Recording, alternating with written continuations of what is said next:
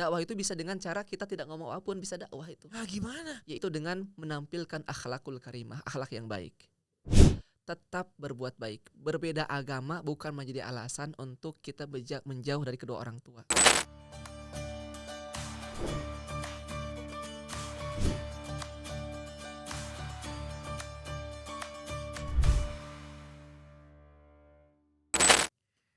Assalamualaikum warahmatullahi wabarakatuh. Bincang Cinta Zakat kali ini udah hadir lagi dan jelang bulan puasa ya teman-teman ya. Jelang bulan puasa Ramadan 2022.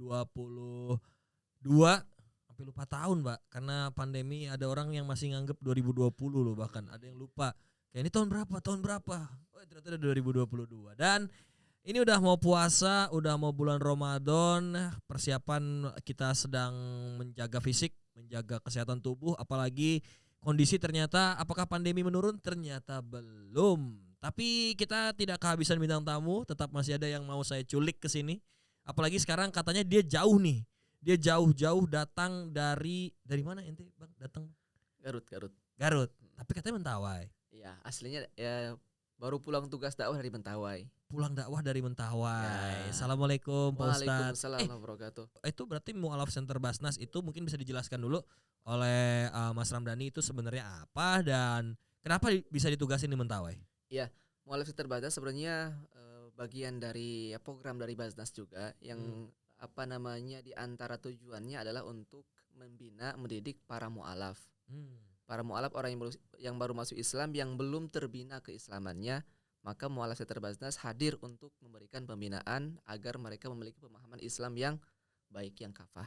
Ya, Seperti oke. Tapi Nah, kenapa tiba-tiba bisa di Mentawai? Nah, tiba-tiba bisa Mentawai ya itulah karena ada semacam panggilan gitu ya untuk bisa bertugas di sana. Dulu ada semacam seleksi dan sebagainya. Setelah itu memang di antara sekian tempat ya yang yang akan diisi oleh para dai, akhirnya saya dipilih untuk di Mentawai. Wah, Gitu, dipilih di Mentawai. Wow. Jadi sebenarnya mungkin karena gini. Berarti secara garis besar Mu'alaf Center Basnas ini menempatkan dai-dainya itu di daerah yang mungkin butuh edukasi atau gimana? Ya betul edukasi khususnya dalam bidang agama gitu ya. Edukasi dalam bidang agama di mana ya keislaman mereka karena baru masuk Islam, kemudian tidak ada pembinaan juga, mereka hanya berubah status agama saja gitu kan. Jadi tugas kita adalah membina bagaimana mereka bukan hanya pindah status agama tetapi memiliki pemahaman agama yang baik dan benar. Pertama kali berceramah dakwah umur berapa? Pertama kali berceramah itu ketika usia mungkin SMP lah ya. SMP karena ceramah itu bukan ceramah yang besar-besaran ya dalam arti seperti itu karena memang ya namanya lomba-lomba kayak gitu. Kemudian juga kadang-kadang di kelas atau di ini dari kecil memang dijuluki sebagai ustad-ustad gitu ya. Gitu ya ustad di antara semua ya kadang-kadang diminta kultum-kultuman itu kan. Oh gitu. Dulu masih kultum-kultuman. Sekarang kan kultum beneran kan? Iya kan? Sekarang kultum beneran. Oke dulu. SMP pertama kali. Itu panggungnya di apa tuh? Ya sebenarnya juga di panggung juga. Maksudnya ceramah biasa aja. Ceramah biasa di hadapan di hadapan teman-teman sekelas kayak gitu. Jadi bukan sesuatu yang ini juga sebenarnya. Tapi untuk ceramah dari masjid ke masjid untuk khutbah dan sebagainya itu ya ketika mulai masuk ya LSLTA ya SMA. Waktu kuliah gimana nih? Waktu kuliah gimana caranya ngimbangin? Berarti secara garis besar emang ente udah passion ya bang? Bisa dibilang passion di situ. Gokil, passionnya dakwah loh. Passion di situ. Passion berdakwah. Gokil. Berarti ini menarik nih. Pas kuliah kan ekonomi Islam. Itu gimana cara ngimbangin antara passion tetap ingin berdakwah dan belajar gitu? Ya bisa aktif di dunia yang kerohanian, dunia dakwah kampus. Kemudian juga aktif di dakwah yang sifatnya sosial, ikut ya gerakan-gerakan tertentu lah, gerakan-gerakan kebaikan. Ya suatu lembaga dan sebagainya gitu kan. Disitulah tempat kita aktualisasi diri ketika kita kuliah gitu, menyeimbangkan antara kuliah dengan passion, senang dengan dunia dakwah. Oke, tapi sempat ada hambatan gak waktu pas kuliah? Maksudnya kayak bad mood ya kan? Yang namanya bad mood gitu ya. Kalau dalam bahasa agama itu punya futur, itu pasti ada. Apa bahasa agama? Futur. FUTW, bukan future ya, futur. Iya. Futur. Futur. Futur. Heeh. Jadi memang ada yang masa-masa seperti itu pasti ada. Pasti akan selalu ada, tapi ya tetap harus berusaha untuk dilawan, berusaha untuk ya dikendalikan.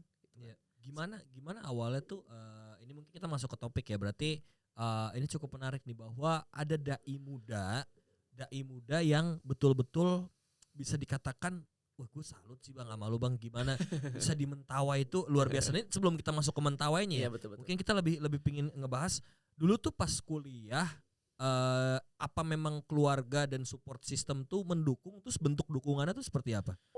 Ya memang dari kecil, memang keluarga kami dibilang keluarga yang latar belakang agama terlalu wah juga enggak gitu ya.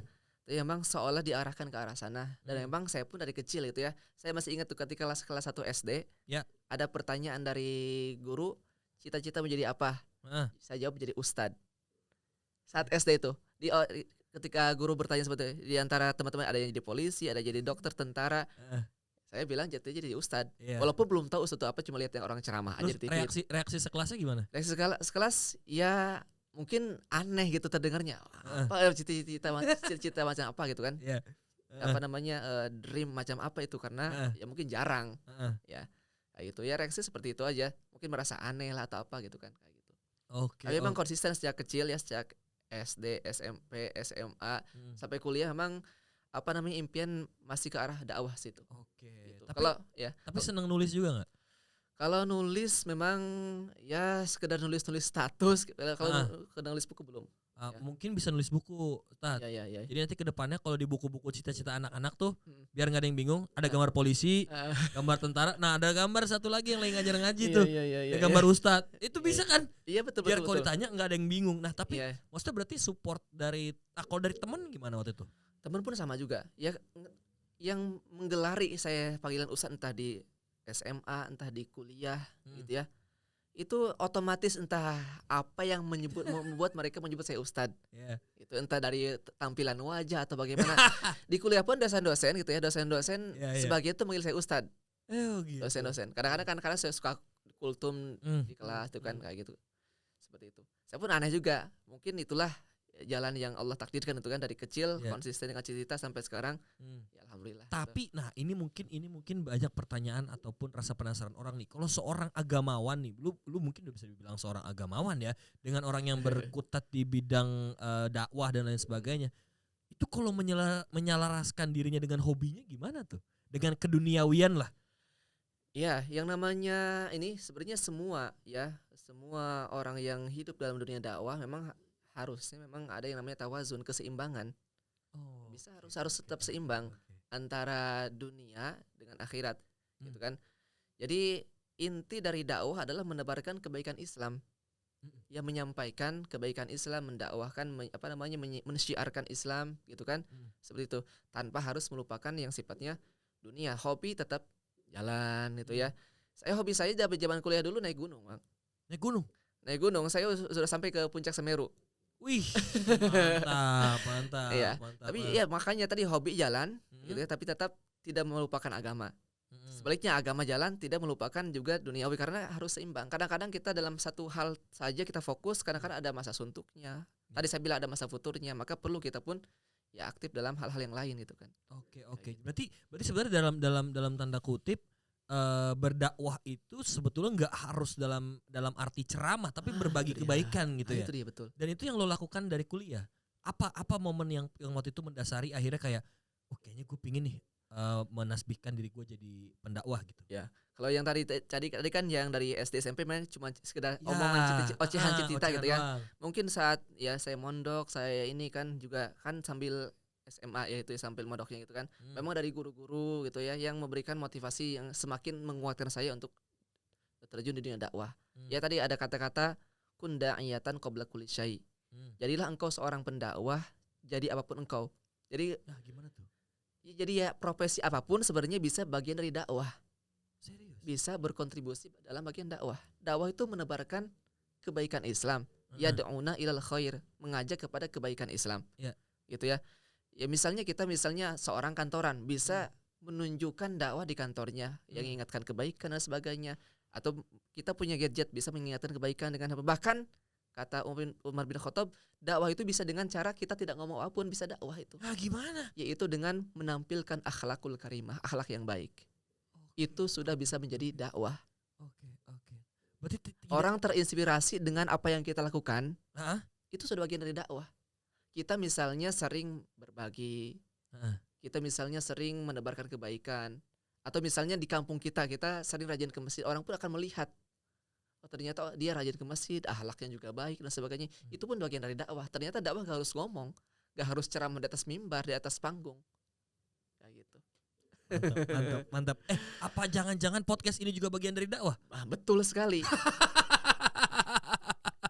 Betul sekali, podcast gitu ya. Oke. Bahkan tadi profesi apapun kita gitu ya, bisa bagian dari dakwah. Oke. Gitu. Wow. Nah, kita mulai masuk ke yang seriusnya nih. Gimana ceritanya bisa sampai ada di Mentawai, dan udah berapa tahun di Mentawai? Alhamdulillah sudah 2,5 tahun. 2019 bulan Juli dulu, Agustus kalau nggak salah diberangkatkan ke sana. Ya memang dulu ini apply aja, kan dulu ada open recruitment dai pedalaman. Di Mualaf Center tuh ada seperti itu? Ada seperti itu dulu. Oke. Akhirnya saya apply kan, ini ya dipanggil, ya alhamdulillah salah satu yang terpilih, ya dikasih pembekalan dan sebagainya. Akhirnya nanti masuk ke penempatan. Ada kawan-kawan yang ditempatkan di Palu, di Sulawesi sana gitu kan. Ada yang di Kalimantan, ada yang Kepulauan Riau, salah satunya Mentawai. Nah, ternyata saya dipilih untuk masuk ke Mentawai. Gimana perasaannya waktu itu? Perasaannya sebenarnya ya campur aduk lah. Ada rasa takut karena saya pun sebelum ke Mentawai saya lihat dulu ya latar belakangnya bagaimana, saya cari googling dan sebagainya. Ternyata mereka dengan kondisi medan yang luar biasa dan sebagainya. Ya cukup ada rasa takut sebenarnya pada awalnya, ada rasa khawatir itu kan, apalagi memang cukup jauh juga dari keluarga gitu kan. Ya, betul. Dan diantaranya keluarga pun sebenarnya cukup mengkhawatirkan juga sebenarnya seperti itu. Oh iya. Tapi alhamdulillah seiring berjalannya waktu, ternyata alhamdulillah bisa sampai 2,5 tahun di sana. Tepatnya di kota apa? Nama daerahnya Siberut. Jadi kan Mentawai itu ada pulau-pulau kecil tuh. Pulau-pulau utamanya ada 3, namanya Siberut, Sipora, dan Sikakap. Ya saya di Pulau Siberutnya. Depannya sih semua ya. Oke. Tapi waktu itu rasa takut apa yang mendasari Mas Ramdhani sehingga wajar sih sebenarnya takut. Tapi maksudnya rasa takut selain karena jauh dari keluarga atau mungkin jadi bagian dari tantangan sendiri atau gimana? Iya sebenarnya takut. Ya kita kan belum tahu karakter warga sana. Oh iya. Karakter orang sana. Apakah kita mampu beradaptasi dengan mereka atau tidak? Itu yang menjadi ketakutan. Kalau kita ya orang-orang Pulau Jawa ini mungkin kita masih tahu lah bagaimana cara menyesuaikan diri, beradaptasi gitu kan. Sedangkan kita masuk ke area di sana yang ya bagian dari kesukuan dan sebagainya gitu. Apakah bisa saya menyesuaikan diri di sana? Itu yang menjadi kekhawatiran saya ketika awal-awal diutus ke sana. Oke. Gimana cara berdamainya sampai akhirnya bisa 2 tahun? Ya tapi itu dia. Setelah dijalani gitu ya, kita berusaha melakukan pendekatan kepada masyarakat ini gitu kan. Oh ternyata tidak sesulit yang dibayangkan. Oh iya. Tidak semengerikan apa yang ada di pikiran gitu kan. Itu yang membuat ya ternyata orang manapun asalkan kitanya baik, insya Allah akan tetap baik. Tapi ini cukup seru sih kalau kita ngomongin. Nah ini kita coba lihat nih.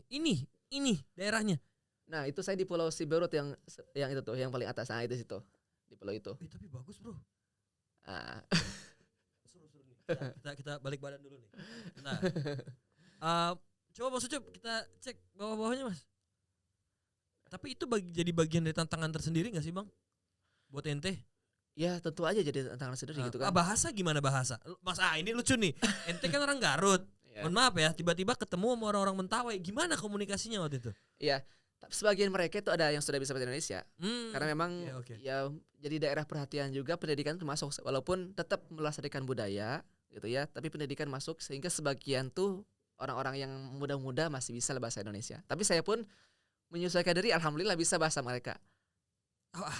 Coba sedikit bahasa Mentawai gimana coba? Anak lo ita aja gitu ya. Apa tuh? Itu sapaan kalau ketemu ini. Sapaan pertama. Okay. Ya, hai atau bisa bilang apa kabar, bisa bilang gitu. How are you gitu kan. Kayak gitu. Apa tadi gimana? Anai Leuita. Anai Leuita. Anai Leuita. Ya. Oh, oke. Memang bahasa Mentawai itu bisa bilang sulit. Kalau seberangnya kan Sumatera Barat itu kan Minangkabau semua tuh. Yeah. Sumatera Barat semuanya Minang. Cuma Mentawai yang bukan suku Minangkabau. Tapi mereka bagian dari Sumatera Barat. Bagian Sumatera Barat.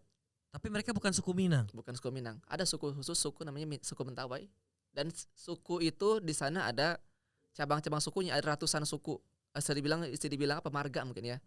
Kayak gitu. Tapi bagus banget sih, Bang. Sumpah bagus banget. Wow. Lu udah pernah nih main-main ke tempat ini berarti semua? Tempat-tempat yang hiburannya ya pernah main ya ke ada pantai gitu. Pantainya. Sebenarnya di sana pun ya wisata memang ini juga, resort juga pernah gitu kan. Oke. Iya, gitu kan. Memang yang seperti yang kita ketahui ya sahabat Basnas, yang Mentawai itu jadi juga salah satu 10 Bali baru kalau nggak salah. Jadi pemerintah melalui Parekraf gitu kan, dia punya destinasi wisata 10 Bali baru dan salah satunya kalau nggak salah di Mentawai, karena memang kita lihat wow keren banget sih. Nah ini mungkin ke pertanyaan yang lebih seru sih kalau menurut gua, karena Anda lu tadi bilang Bang di Mentawai ada masalah terhadap demografi, terus alam pastilah ya. Iya, alam pastilah ya.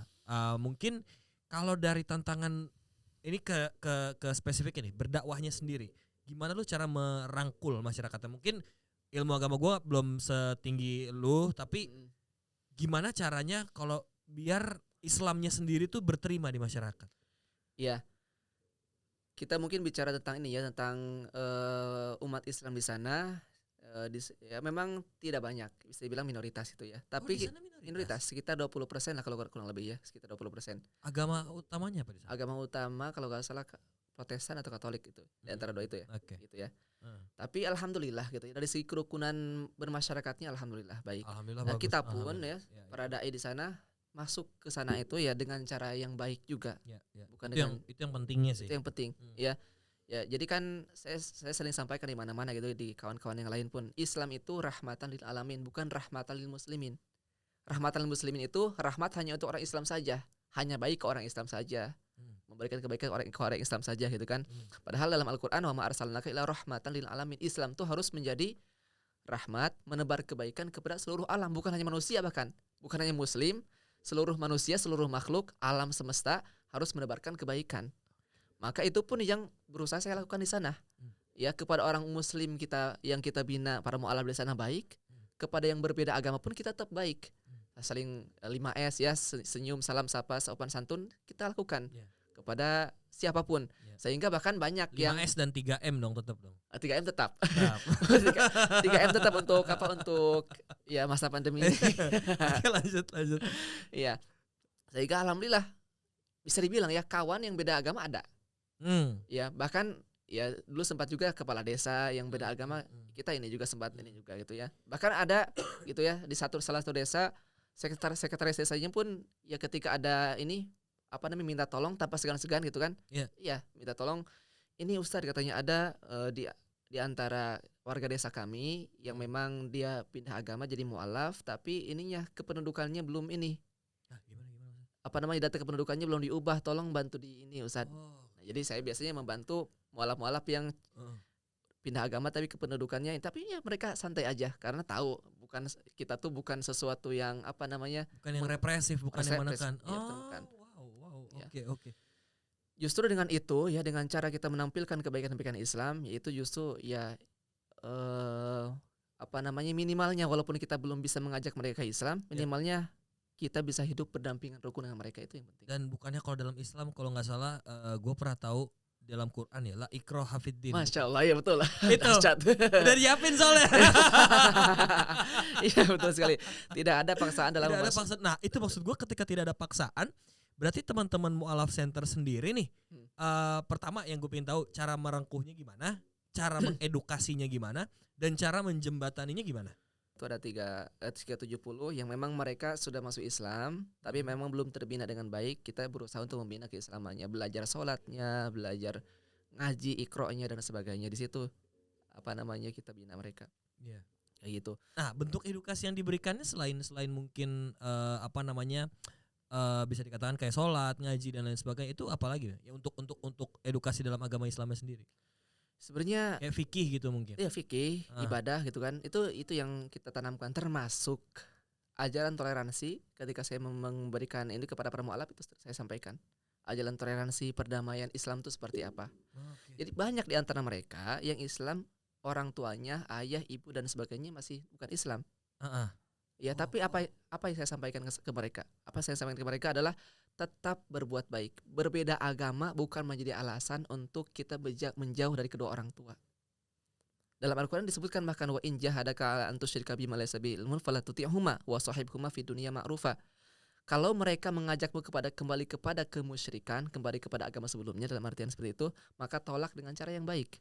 Tetapi dalam hal yang sifatnya dunia, muamalah sosial, maka pergaulilah mereka dengan cara yang baik. Oke. Nah, rencana bulan puasa tahun ini baik dari teman-teman Mu'alaf Center sendiri dan mungkin ini personal ya, bagi Ustadz Ramdhani sendiri pribadi, ada rencana apa nih yang akan diberikan kepada masyarakat Mentawai? Bakal balik lagi ke Mentawai dong? Insyaallah. Wah, amin. Sehat terus ya Ustadz ya. Insyaallah. Karena masyarakat Mentawai pasti merindukan sosok Ustadz Ramdhani. Ada rencana apa ya yang akan ya, dilakukan rencana tahun ini? tentunya kita akan tetap membuat program-program di situ ya. Kalau misalnya sudah aman dari COVID, mungkin ya kita akan membuat menyemarakan syiar-syiar di situ gitu kan. Tabligh akbar, buka-buka bersama. Ya seperti halnya di sinilah. Jadi bagaimana bisa merasakan puasa dan lebaran di Mentawai ya tidak terasa terlalu beda gitu kan di sini. Memang ya lebaran kan 2 kali di sana ya. Lebaran 2020 sama 2021 ya. Lebaran pun yang mereka luar biasanya yang beda-beda akidah pun ini ke kita gitu ya. Datang ke rumah kita, datang menyelamati ini. Bahkan mereka mohon maaf lahir batin gitu kan. Ya kita bersama gitu kan. Kayak gitu. Oke. Berarti sebetulnya udah lebih kayak di rumah ya. Udah merasa seperti di rumah ya. Rumah sendiri. Meskipun sangat jauh ya. Oke, Ustadz, penyataan terakhir. Ini mungkin banyak yang penasaran dan siapa tahu ada orang yang terinspirasi menjadi Ustadz Ramdhani selanjutnya. Di usia yang masih muda lah, kita kan masih muda ya maksudnya. Aku tuh penasaran motivasi apa sih yang membuat Ustadz nih konsisten dalam tetap menekuni pekerjaan sekarang gitu, dan bisa mungkin menjelaskan ke teman-teman dan sahabat Basnas di sana bahwa ya tadi berdakwah itu tidak hanya ceramah di mimbar tapi dengan berbagi kebaikan. Atau apalagi ini mau bulan puasa nih, ini momentumnya pas banget nih. Monggo Ustadz. Ya, jadi sahabat sekalian, motivasi terbesar saya gitu ya untuk terus berada di dunia dakwah gitu ya. Dan saya bilang tadi dakwah itu tidak harus selalu ceramah dan sebagainya gitu ya. Motivasinya adalah ya manusia Allah Subhanahu wa taala ciptakan itu di antaranya tujuan besarnya ada 2. Tujuan besarnya yang pertama adalah untuk mengabdi kepada Allah, beribadah, wa ma khalaqtul jinna wal insa liya'budun. Kedua adalah menjadi khalifah. Mohon maaf, ini khalifah itu dalam artian adalah pemangku kehidupan muka bumi. Ya bukan khalifah dalam artian yang lain itu ya. Khalifah artinya secara bahasanya menebar kebaikan kepada sebanyak mungkin makhluk Allah Subhanahu wa taala. Ya. Jadi kepada Allah kita menghamba, mengabdi, ya kepada umat kita berkhidmat. Ya gitu. Kepada Allah kita beribadah dengan baik, kepada manusia lainnya kita rahmatan lil alamin. Itu motivasi terbesarnya seperti itu. Oke. Kalau kita ke Mentawai nih, ada rekomendasi tempat-tempat enggak? Atau makanan kuliner. Kuliner Mentawai secara khusus gak ada. Oh, gak ada. Kalau mau Padangnya, Minangnya gitu. Oh, sama kayak Padang ya. Ya, tapi kalau untuk destinasi wisata gitu ya, di sana udah banyak area surfing, kalau mau surfing gitu ya. Ada gitu ya. Terus juga yang spesifik apa ada namanya? Spesifik ada namanya Pulau Masilo. Coba Mas Ucup kita cari Pulau Masilo. Oh, boleh. Oke, kita lihat ya. Kita lihat nih. Pulau Masilo. Masilok. Aksesnya gimana? Aksesnya harus menggunakan speedboat. Dari ada namanya di situ nanti pelabuhan Muara Siberut daerah situ juga daerah ini. Ya, nanti ya di sana biasanya ada fasilitator lah yang bisa mengarahkan kalau kita memang tujuan untuk wisata gitu ya. Pasti. Iya, ada guide-nya gitu. Wah, ini sih kita harus ke sana sih untuk memajukan juga pariwisata dan membangkitkan kembali pariwisata Indonesia khususnya. Karena pariwisata Indonesia nggak cuma Bali, Tat. Oh iya betul. Iya, Mentawai jadi salah satunya karena ini kita lihat, wah ini keren banget sih, sumpah. Iya. Keren. Ustadz, makasih banyak ya. Iya, sama-sama. Atas waktunya, sehat terus dan terus berkarya, terus mengabdi kepada masyarakat. Karena pasti banyak yang masih butuh lah insight-insight dan juga ilmu agama dari Ustadz Ramdhani ke depannya. Sehat-sehat terus ya Ustadz ya. Sehat fisik, sehat mental. Nah, terima kasih sahabat Basnas sudah mengikuti episode kali ini dengan Ustadz Ramdhani, salah satu dai muda, dan mungkin banyak yang terinspirasi nanti Ustadz nih ke depannya buat jadi dai muda lagi ke depannya, karena Indonesia butuh lah orang-orang seperti inilah, nggak cuma hahaha doang, tapi juga bisa memberikan manfaat, edukasi, karena berdakwah juga seru ya. Betul. Berdakwah bisa seru, nggak harus yang serius, nggak harus yang ini, tapi bisa berbagi kebaikan, dan khususnya dengan jelang bulan Ramadan ini itu hal yang ya bisa paling penting lah untuk kita berikan. Oke, sehat mental, sehat fisik, sahabat Basnas semua, jaga kesehatan di tahun ini. Semoga kita bisa ketemu lagi di Idul Fitri tahun ini. Amin. Assalamualaikum warahmatullahi wabarakatuh. Bye bye.